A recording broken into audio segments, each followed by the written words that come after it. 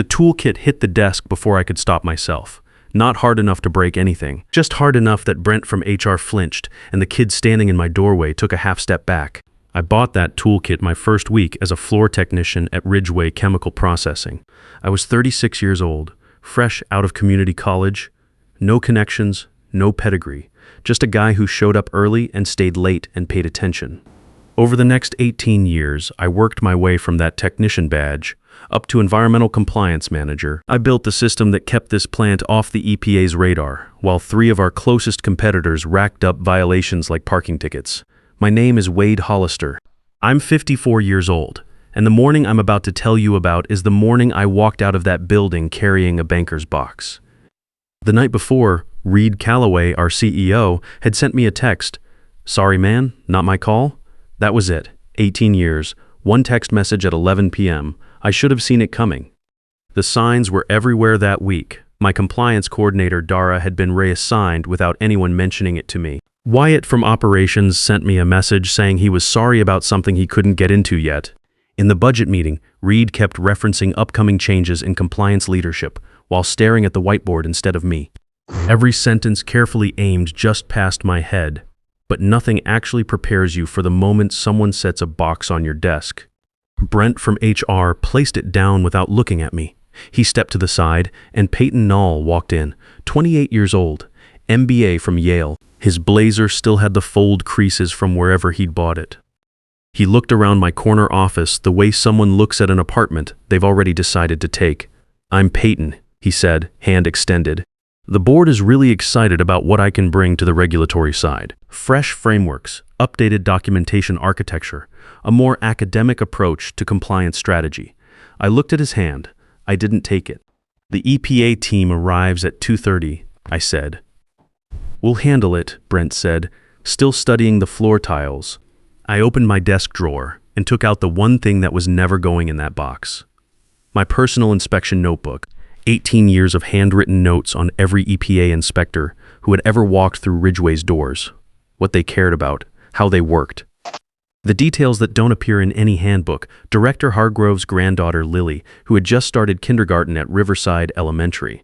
The fact that he hated being called sir because his father had been career military and the title carried weight he didn't want at work. Things I had learned over years of lunches and follow-up calls and genuine conversations with people who could have shut this plant down with a single report. None of that was in any manual. None of it belonged to Ridgeway. I tucked the notebook under my arm, set my badge on top of the box, and walked out. The floor went quiet as I passed. I didn't say anything to anyone. There was nothing to say. By noon, I was sitting in my truck in the parking lot, rain tapping on the roof, coffee going cold in the cup holder. Wyatt had texted me the moment I left the building. Sylvia pushed this. She told the board they needed academic pedigree in compliance. Reed folded in about 10 minutes. Sylvia Crane, board chair for 4 months. Former consultant. Never attended a single EPA inspection in her life. I put my phone face down on the passenger seat and waited. At 2:18, the EPA vehicles pulled into the reserved spaces. Director Hargrove himself stepped out, which told me this was not a routine visit. He was doing the walkthrough personally. At 2:43, Nell, Reed's assistant, came through the front doors moving fast. Her heels splashed through the puddles between the entrance and my window. I let her knock twice before I rolled it down. "Wade." She was out of breath. "Hargrove won't work with Peyton." Peyton called him sir 3 times in the first 8 minutes after being specifically told not to. Hargrove stood up and walked out of the conference room. "He's in the lobby right now. He's threatening to log this as a non-cooperative inspection." I took a sip of cold coffee. "I prevented 14 potential critical violations over 18 years, I said.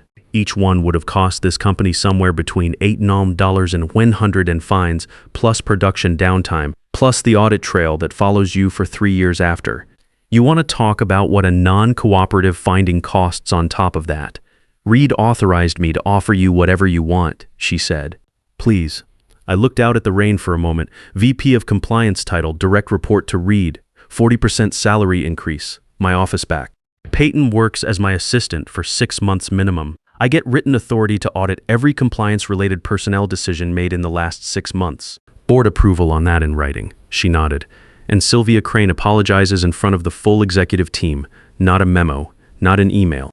In person. Nell hesitated for exactly 2 seconds. "Done," she said. I grabbed my notebook and stepped out of the truck. Hargrove was still in the lobby when I walked in, arms crossed, 2 junior inspectors standing beside him looking like they wanted to be anywhere else. When he saw me come through the doors, something in his posture shifted. Not relief exactly. More like the visit had just become worth his time. "Cutting it close, Hollister. Traffic on 290, I said. He almost smiled. "How's the expansion project on line 4 coming along? Ahead of schedule? New secondary containment system goes live next month." I fell into step beside him toward the conference room. "Hey, did Lily start at Riverside Elementary this fall?" He stopped walking for half a second. "How do you know about that?" "You mentioned she was nervous about the first day. That was at the pipeline review last spring." He was quiet for a moment. When he spoke again, his voice was a little different. "She loves it. Made 3 friends the first week. Her teacher does this thing with reading groups, and apparently Lily is already the one who wants to run the group." "That's exactly who she's going to be," I said. He nodded slowly, and we kept walking. That is what 18 years looks like. Not memorizing the regulatory handbook, not building a slide deck with fresh frameworks. It's remembering that a man's granddaughter was nervous about kindergarten and asking about her 6 months later like it matters.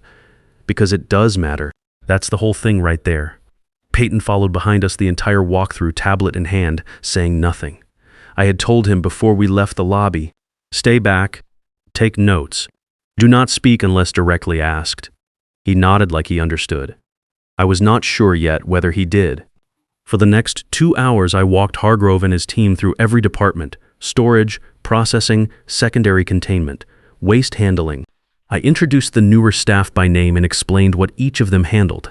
When we reached the Category 3 chemical storage area, I flagged a minor labeling inconsistency on one of the secondary containers before Hargrove's team could log it themselves. Hargrove looked at the container, then at me.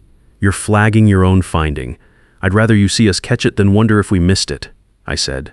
He made a note. That one moment does more for an inspector's trust than 100 perfectly filed reports. You show them you're not hiding anything, and they stop looking for what you might be hiding.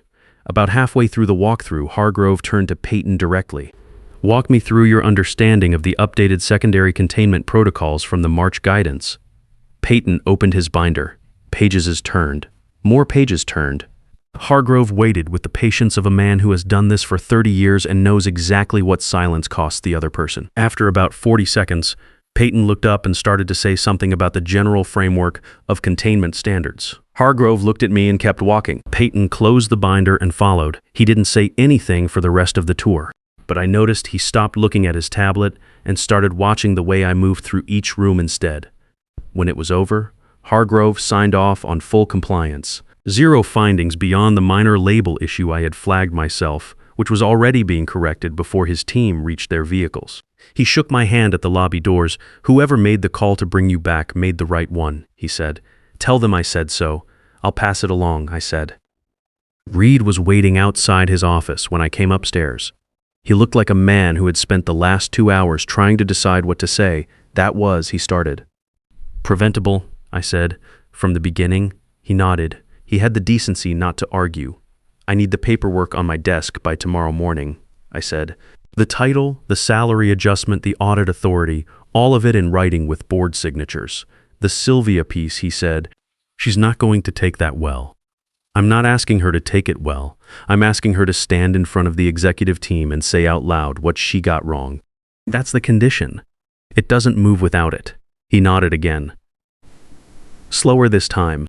I walked down the hall to my office where Peyton had spent the past 2 hours apparently trying to make himself useful by reorganizing the bookshelf behind my desk. He heard me come in and turned around. I stood in the doorway and looked at the shelf, then at him. "Leave the shelf," I said. "Grab your things. You're at the desk outside my door starting tomorrow morning, 7 a.m. He picked up his Yale diploma from where he had leaned it against the wall, clearly intending to hang it, and held it for a moment. Then he walked out past me without a word. I sat down at my desk, opened my notebook to a fresh page, and started writing down everything I needed to prepare. Not an email, not a slide deck, just a list of what was coming and what each item would require. The board meeting was 9 days out. The EPA had been building its case against two of our largest competitors for months.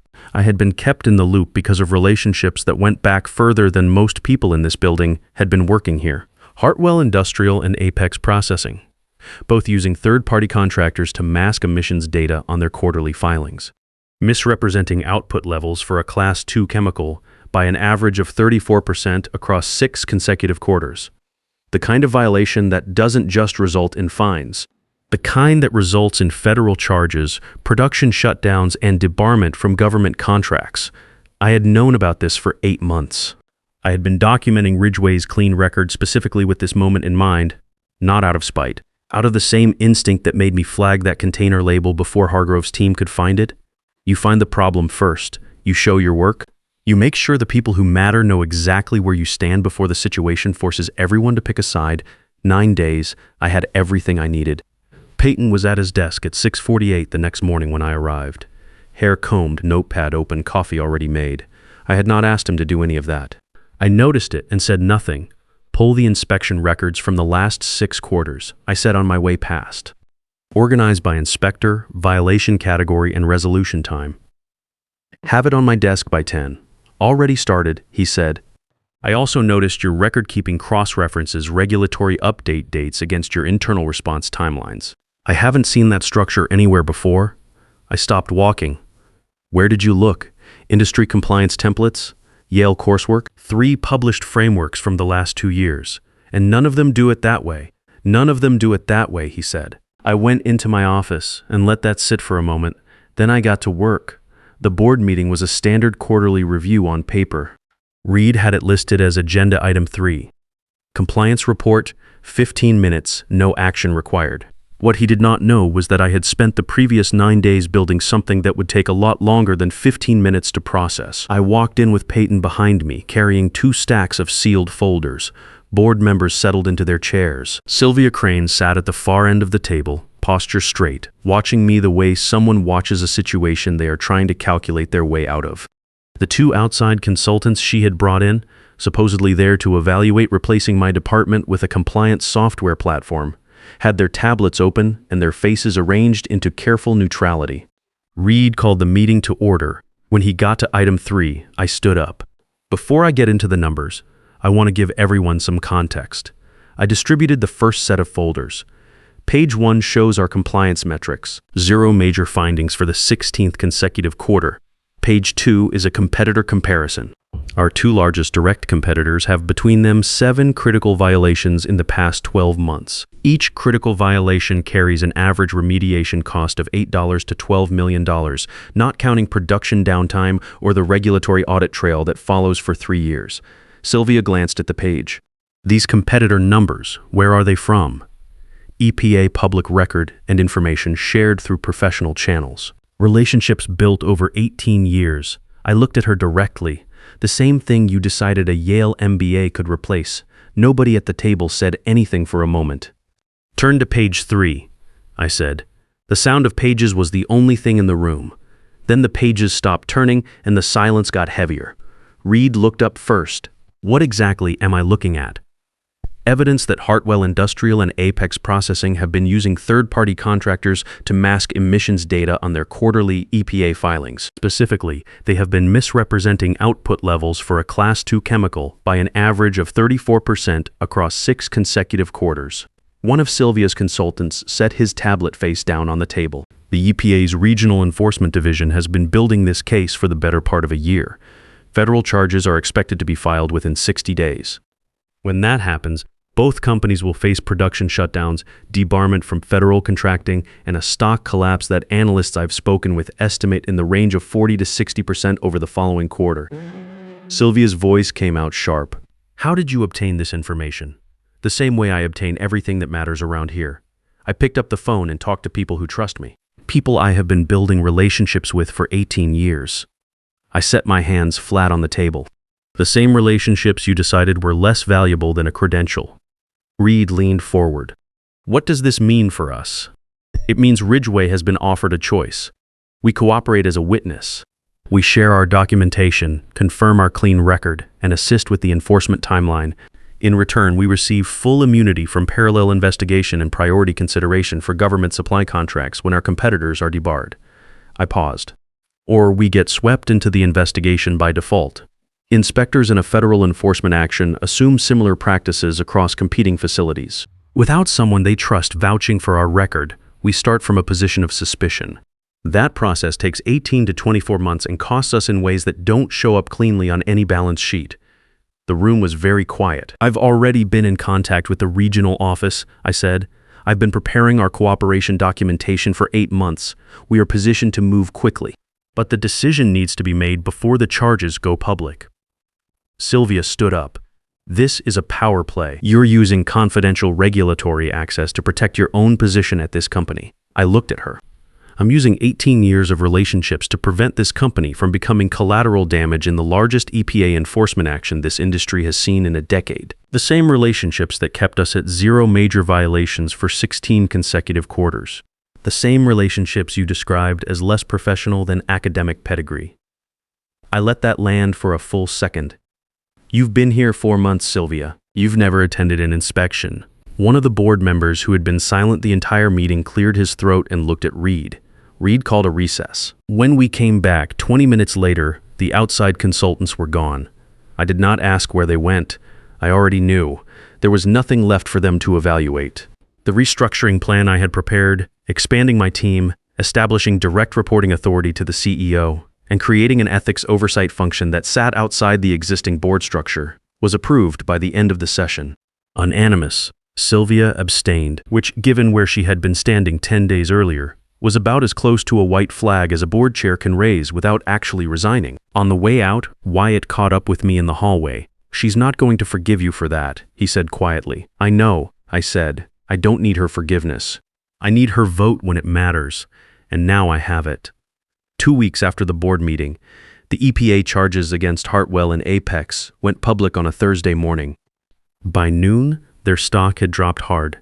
Ridgeway's went up 11% by close.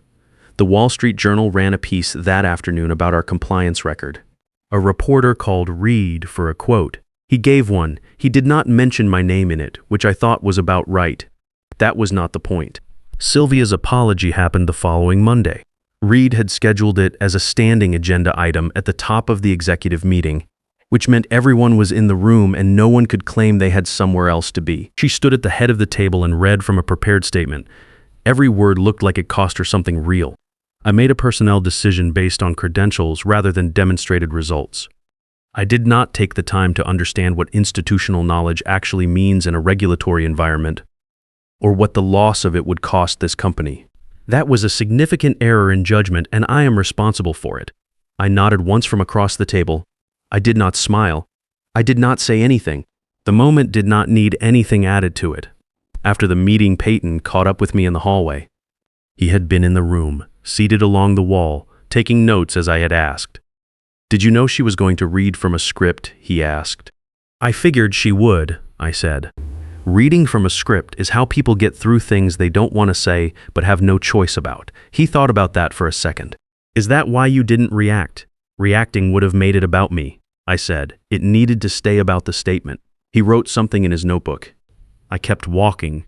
About 5 weeks in, I found Peyton in the records room at 7 p.m. on a Wednesday, going through inspection reports that predated my arrival at Ridgeway. Files from 12 and 15 years back, before I had standardized anything. "What are you looking for?" I asked. He looked up, not embarrassed. "I want to understand what the compliance record looked like before you built the system. I'm trying to figure out the baseline. What you were actually solving for. And it was bad," he said. "Not catastrophically, but consistently bad in ways that compounded. Minor findings that turned into patterns. Patterns that turned into repeat violations. You didn't just improve the numbers. You changed the relationship with the agency itself." I leaned against the door frame. "What took you so long to look at those?" He was quiet for a moment. "Honestly, for the first 2 weeks, I was still thinking about how to get my office back." I appreciated that he said it straight. "Come to the site review with Hargrove next Thursday," I said. "Don't say anything. Watch how he decides whether he trusts someone. It's not in the checklist. It's not in the March guidance. Watch his eyes when a new person talks." He showed up 20 minutes early. At the review, Hargrove's team flagged a minor documentation gap on one of our vendor intake forms. Peyton had the corrected form printed and in Hargrove's hands before the team had finished logging it. He had anticipated the finding 2 days earlier based on the pre-visit checklist and prepared without being asked. Hargrove looked at the form, then at Peyton, then at me. I said nothing. Hargrove initialed the correction and moved on. After the team left, Peyton asked me why I had not said anything to Hargrove about the preparation. Because Hargrove noticed, I said. That's enough. You don't explain the thing you did right. You let the person who matters draw their own conclusion. He wrote that down too. A few weeks later, I set a small trap. I told him there was critical updated language in Section 47.4 of the new March guidance that he needed to review before a vendor compliance call the following morning. Section 47.4 does not exist. He came back 2 hours later and sat down across from my desk. I can't locate Section 47.4, he said. I went through the March guidance twice, the April supplemental, and the agency's public comment archive. The closest relevant language on secondary chemical classification is in the April supplemental, Section 12.2. If that's what you meant, I can brief you on it now. I looked at him for a moment. That's the right answer, I said. He waited. The section doesn't exist, I said. I needed to know whether you would follow an instruction blind or verify it. In this work, following bad information blind is how companies end up in front of a federal review board. He sat with that for a second. Was that the only test? No, I said, but it was the one that mattered most. He nodded slowly. Then he said something I had not expected. Why are you teaching me this, after how I came in here? I thought about it for a real moment before answering. Because I'm not interested in punishing you, I said. You were a decision someone else made. What I'm interested in is making sure that decision never gets made the same way again. The best way to do that is to produce someone who understands why it was wrong. 3 months later, I created the regional compliance lead position for Ridgeway's Gulf Coast expansion. 3 facilities, independent authority, direct reporting to the VP level. I offered it to Peyton with a 6-month probationary period and clear benchmarks. He took it without negotiating, which told me he understood what it actually meant. The call from Hargrove came on a Tuesday morning. We're standing up an industry advisory panel. He said, we need someone who understands both sides of the table. I want your name on it. One condition, I said. Ridgeway gets complimentary access to panel guidance for 3 years. No consulting fees. No retainer. A pause. I'll make it work. When I hung up, I looked at the nameplate sitting on the corner of my desk. VP of Environmental Compliance and Regulatory Affairs. I had set the toolkit next to it the day building services delivered the new plate. I keep them both there. 18 years. No MBA. No Yale diploma on the wall. Just a notebook, a beat-up toolkit, and the knowledge that Director Hargrove's granddaughter Lily loves her kindergarten class and already wants to run the reading group. Turns out that's worth more than anyone in that boardroom understood. If you've ever been the guy who actually built something, not the guy with the right diploma, just the guy who showed up every day and learned every corner of the operation, you know exactly what this felt like. The moment they realized what they had thrown away. That moment is real and it is earned, and no one can take it back. You don't need a title to have value, but it sure is satisfying when the title finally catches up to the work. If this one hit close to home, hit that like button and tell me in the comments. What's the most valuable thing you know that no classroom ever taught you? And if you're new here, subscribe. There are more stories where this one came from.